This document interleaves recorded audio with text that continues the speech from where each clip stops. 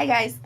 So if you noticed at the beginning of the video the little blurb that I posted about what the book is about, just a quick summary, you may have thought, oh, just like The Fault in Our Stars, which is really funny because the review on the cover that I have says, though this novel begs comparisons to John Green's The Fault in Our Stars, it stands on its own inventiveness, humor, and heart. And that's what I kind of thought. I was like, oh great, another cancer book, which might, people might think, but it's written in a completely different manner. It's hysterical, and it's not a love story. The way that the book is written is the main character, Greg Gaines, writing the book, and you don't know why he's writing it until the very end, and I'm not going to ruin it, but his chapters are hysterical. Like, the first chapter is called How It Is Possible to Exist in a Place That Sucks So Bad. And it's full of humor, it's witty, and the characters are seniors in high school, so that age, 17, 18, you can kind of agree with me that they're very, sarcastic beings and just really funny. The way he writes the book, because he's a filmmaker, so a lot of the book is in a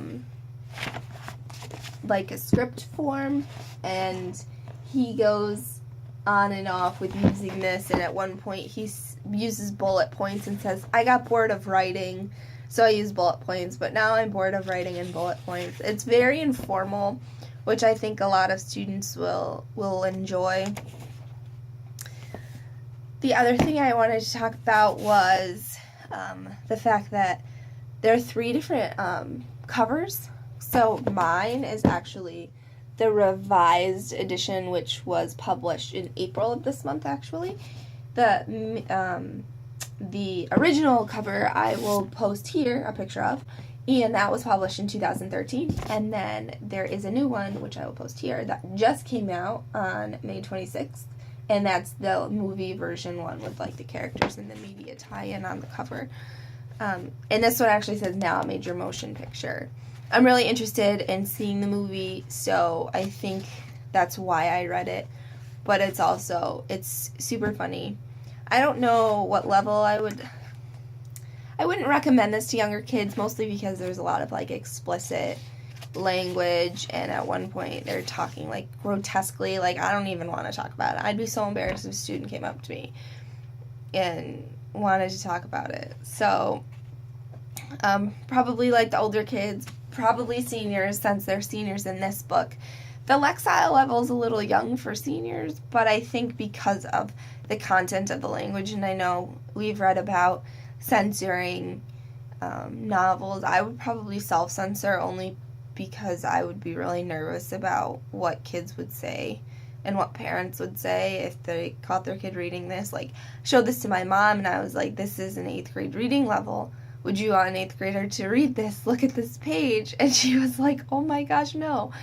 So, it's very easy reading level, but it's the content that, and word choice and subject matter, that I would be very cautious to give to an 8th grader.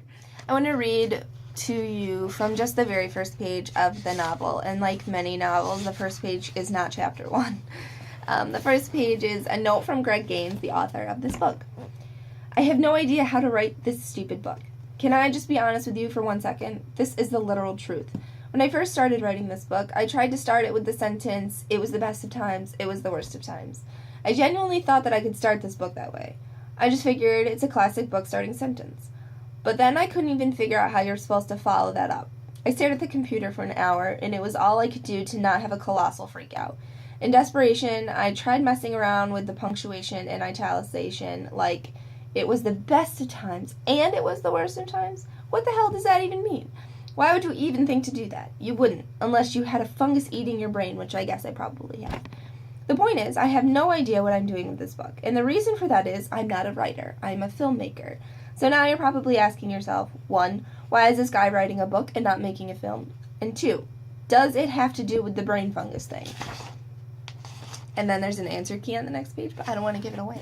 So, it's a really good book. I recommend it. It took me all of maybe 2 days to read, mostly because I have no life. But it's also a really easy read, and it's really funny, and you get through it really fast because you're having such a great time reading it.